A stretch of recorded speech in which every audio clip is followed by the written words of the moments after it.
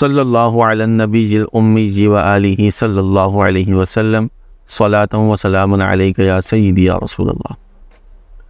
معزز سامعین کرام، جس نے قربانی کرنی ہو، حدیث پاک میں اسے ذی الحجہ کا چاند طلوع ہونے کے بعد سے قربانی تک اپنے بال اور ناخن کاٹنے سے منع فرمایا گیا ہے، لیکن یہ حکم وجوبی نہیں ہے بلکہ استحبابی ہے، یعنی اس پر عمل کرنا بہتر ہے۔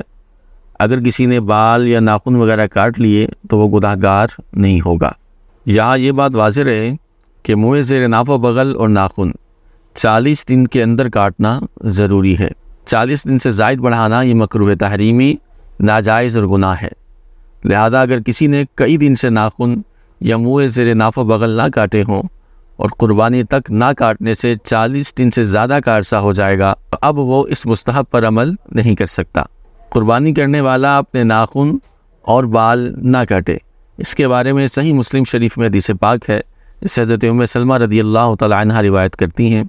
آپ فرماتی ہیں کہ رسول اللہ صلی اللہ علیہ وآلہ وسلم نے ارشاد فرمایا، جس کے پاس قربانی کے لیے جانور ہو تو جب ذی الحجہ کا چاند طلوع ہو جائے وہ اپنے بالوں اور ناخنوں سے کچھ نہ کاٹے یہاں تک کہ قربانی کر لے۔ اسی طرح جامع ترمذی میں ہے کہ آپ علیہ الصلوۃ والسلام نے ارشاد فرمایا، جو ذی الحجہ کا چاند دیکھے اور قربانی کا ارادہ رکھتا ہو تو وہ اپنے بال اور ناخن نہ کاٹے۔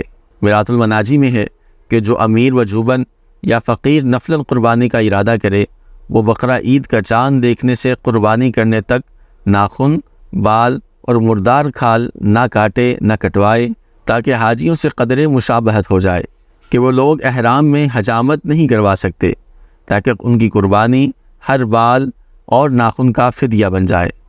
مگر فرمایا کہ یہ حکم استحبابی ہے، وجوبی نہیں ہے، لہذا قربانی کرنے والے پر حجامت نہ کروانا بہتر ہے، یہ لازم نہیں ہے۔